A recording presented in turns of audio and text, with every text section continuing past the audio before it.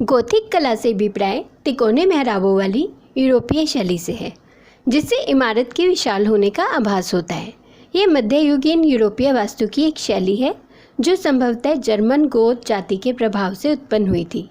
Oil the France क्षेत्र, जो Paris के आसपास फ्रांस के अंतर्गत क्षेत्र था, एक विशेष सर्वथा भिन्न गिरजाघर वास्तुकला शैली का उद्भव हुआ, जिसे आज गोथिक शैली कहा जाता है। इस शैली का बोलबाला प्राय 12वीं से 15वीं सदी तक बना रहा और अंत में पुनर्जागरण काल में इसका स्थान क्लासिकल शैली ने ले लिया। गोथिक शैली पश्चिमी यूरोपीय कला में लगभग 1150 से 1450 ईस्वी के मध्य प्रचलित हुई। विस्तार तथा विकास वास्तु की दृष्टि से इस शैली की इमारतों में छरहरे ऊंचे खंभे सुंदर कोणयुक्त मेहराबों को सिर से धारण करते हैं। यूरोप के सैकड़ों गिरजाघर इस शैली में बने हैं और इस शैली में भारत में भी अधिकतर गिरजाघर निर्मित हैं। रिब्ड वॉल्ट, जैसा कि आप चित्र में देख सकते हैं, रिब्ड वॉल्ट के रूप में नवीन मेहराब निर्मित किए गए। रिब्ड वॉल्ट का आविष्कार लॉम्बार्ड व अंग्रेजों ने किया था, जिसकी चरमोन्नति ऑल द फ्रांस क्षेत्र में हुई। सन डेनिस के गिरजाघर के निर्माण से ही गोथिक शैली का जन्म हुआ। यहाँ सन डेनिस के गिरजाघर में रिब्ड वॉल्ट के कुछ केंद्रों पर ही छत का भार स्थित किया गया। नुकीले मेहराबों और छतों से स्थापत्य हल्का व इकहरा हो गया। फ्लाइंग बट्रेस, जैसे कि चित्र में दिखाया गया है, इकहरे स्तंभों तथा फ्लाइंग बट्रेस के माध्यम से संतुलन बनाया गया। फ्लाइंग बट्रेस का प्रथम प्रयोग चार्टर्स गिरजाघर में हुआ, जिसका निर्माण 1194 ईस्वी में हुआ।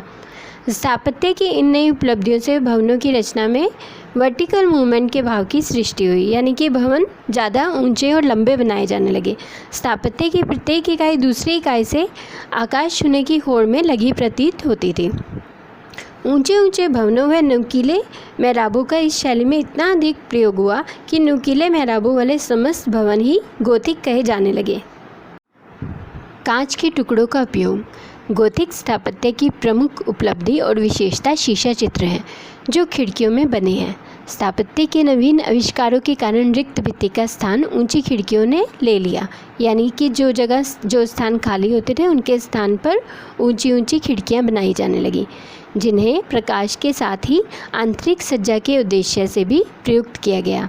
इनमें विभिन्न आकारों के रंगीन शीशों के टुकड़ों से विशेष चित्र बनाए जाते थे। कांच को धातु ऑक्साइड के मिश्रण द्वारा रंगीन बनाया जाता था। इनमें चटक रंगों नीले, लाल, पीले, बैंगनी आदि का प्रयोग हुआ है। शीशा चित्रों में कांच के टुकड़ों का उपयोग।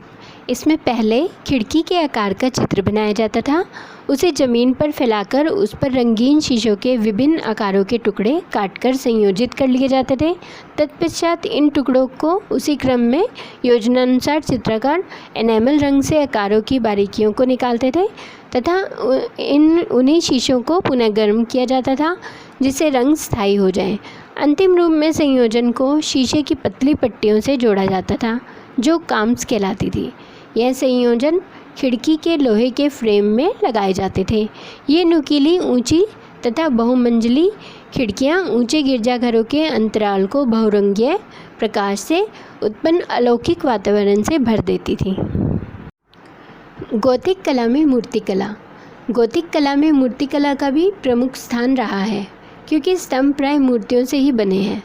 प्रारंभिक उदाहरणों में रोमनस्क तत्व प्रमुख हैं। मूर्तियों में सपाटपन, वस्त्रों के अंकन में रेखांकन के महत्व तथा मुख्य यथार्थवादी प्रवृत्ति को दर्शाता है। गोथिक गिरजाघरों के बाह्य व आंतरिक अलंकरण में मूर्तियों का प्रचुरता से प्रयोग किया गया, जिनमें ईसाई धार्मिक विषयों तथा महान व्यक्तियों की मूर्तियां प्रमुख हैं। गोथिक मूर्तिकला अत्यधिक यथार्थ, गतिपूर्ण, सजीव तथा व्यंजनात्मक थी। स्थापत्य कला तथा मूर्तिकला की दृष्टि से अत्यंत समृद्ध गोथिक कला में चित्रकला का स्थान गौण रहा है। इटली को छोड़कर समस्त यूरोप में भित्ति चित्रण प्राय लुप्त हो गया। एकमात्र इटली ही चित्रकला के लिए गोथिक काल में अपवाद थी। पुस्तक चित्रण अवश्य प्रचलित रहा। बाइबल तथा सॉल्टर चित्रित होते थे। इनमें चित्रकथाएं होती थी। 13वीं शताब्दी में पुस्तक चित्रों की प्रचुरता रही। कुछ चित्रकारों के हस्ताक्षर भी मिलते हैं। फ्रांस गोथिक कला का उद्गम स्थल है। यहाँ सन डेनिस के गिरजाघर के निर्माण से ही गोथिक शैली का जन्म हुआ। यह प्रथम गोथिक गिरजाघर था जो 1135 ईस्वी में प्रारंभ होकर लगभग 13वीं शताब्दी के मध्य तक पूर्ण हुआ। इसमें धातु की उत्कीर्ण आकृतियों से अलंकृत कांस्य के कपाट, मणिकुट्टिम कार्य, रिब ग्राइंड वॉल्स, नुकीले मेहराब, विशाल खुली खिड़कियां नवीन शैली के परिचायक तत्व थे। खिड़कियों के नीचे चित्र बने हैं जिसके विषय धार्मिक है। बहुमूल्य पदार्थों तथा खिड़कियों में लगे रंगीन शीशों से गिरजाघर का स्वर्णिम कार्य दर्शक या आराधक को लौकिक विश्व से अलौकिक विश्व में ले जाता है। इसके पश्चात चार्टिस गिरजाघर का निर्माण हुआ जिसे नोट्रे ड्रम गिरजाघर के नाम से भी जाना जाता है। इंग्लैंड में पुस्तक चित्रण की प्राचीन परंपरा विद्यमान थी। 13वीं शताब्दी में यहाँ की गोथिक कला की प्रमुख उपलब्धि जल रंगों का प्रयोग रही है। जल रंगों तथा कलम का प्रयोग पहली बार पुस्तक सज्जा में किया गया। मैथ्यू पेरिस नामक पादरी व कलाकार की चित्रित पुस्तक कृति क्रॉनिका मजोरा तथा हेनरी तृतीय को लुइस फ्रांस भेंट में मिले हाथी का चित्र उल्लेखनीय है। मैथ्यू पेरिस ने स्वरचित व चित्रित संत एल्बन व संत जॉन की जीवनी में अनेक धर्मनिरपेक्ष विषयों का चित्रण किया। रहस्य, रोमांच व यथार्थ के प्रति आकर्षण तथा सौंदर्य मूलक व चाक्षुक तत्वों का समन्वय इन चित्रों की विशेषता रही है। स्पेन की गोथिक कला का इतिहास 1275 से 1525 ईस्वी के मध्य का है। यहाँ की कला में वास्तविकता तथा मानवीयता का प्रभाव अधिक है, जिसके कारण धार्मिक भावना कम होती गई। रेखांकन कोमल व बारीक, यथार्थता, शरीर रचना की सरलता, मानवतावादी भावना तथा विविधतापूर्ण रंग योजना विशिष्ट है। यहाँ शीशा चित्र भी निर्मित हुए जिन पर फ्रांस की कला का प्रभाव भी लक्षित होता है। स्पेन में 1366 ईस्वी में निर्मित पाल्मा का गिरजाघर, जो कि चित्र में दिखाया गया है, यूरोप के तत्कालीन लंबे भवनों में से एक था। इसके सभागृह के मेहराब 143 फीट ऊंचे हैं। इटली की मध्यकालीन कला स्थानीय प्रेरणा स्रोतों तथा पूर्वी भूमध्य सागरीय क्षेत्र की परंपरा पर आधारित थी, जिसमें बाइजेंटाइन तत्व प्रमुख थे। इसमें कला में त्रिआयामी छवि का निरूपण प्रमुख उद्देश्य हो गया था। इस समय इटली की कला की 3 प्रमुख विशेषताएं थीं: आकृतियों का पृष्ठभूमि के दृश्यों या स्थापत्य में समन्वय, भाव मुद्राएं अंकित करना तथा त्रिआयामी भवनों का अंकन। प्रारंभ में यहाँ कला पर धर्म का कठोर अनुशासन था, किंतु कलाकारों द्वारा अपना स्वयं संग बना लेने के पश्चात कला कुछ स्वतंत्र हुई और जनजीवन के दुख सुख की अभिव्यंजना का आधार बनी। आइए कुछ महत्वपूर्ण प्रश्न उत्तर देखते हैं। गोथिक कला से क्या अभिप्राय है? 12वीं शताब्दी में उत्तरी फ्रांस, फ्लार्ट्स तथा इंग्लैंड में विकसित शैली को गोथिक शैली कहा जाता था। गोथिक शब्द कहाँ से प्रचलित हुआ? गोथिक शब्द का सर्वप्रथम प्रयोग 16वीं शताब्दी में इटालियन कलाकार व इतिहासकार जॉर्जियो वंसारी द्वारा किया गया, जो पूर्ववर्ती रोमनस्क प्रवृत्तियों का ही व्यवस्थित रूप है। गोथिक शैली का प्रथम भवन कौन सा है?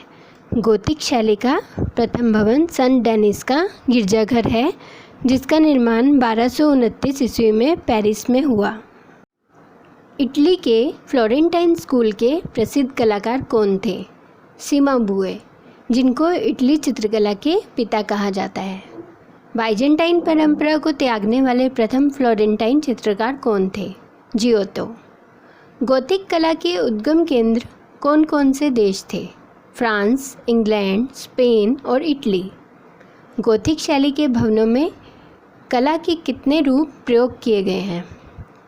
मूर्तिकला, रंगीन कांच, पांडुलिपि, अलंकार। फ्लाइंग बट्रेस का प्रथम प्रयोग किस गिरजाघर में हुआ? चार्टिस गिरजाघर 1194 ईस्वी में। स्पेन के गोथिक चित्रकारों के नाम बताइए। जुआन दल आव्डिया, Nicola Pisano, Nicola Francis. Giovanni विमाबू कौन थे? विमाबू फ्लोरेंटाइन चित्रकार व मोज़ाइक कलाकार थे। इनको इटालियन कला का पिता कहा जाता है। काम्स किसे कहते हैं? शीशे की पतली पट्टियों को काम्स कहते हैं। गोथिक शैली का आरंभ किस शताब्दी में हुआ? 12वीं शताब्दी। गोथिक शैली की आकृतियाँ कैसी होती हैं? सामान्य से लंबी।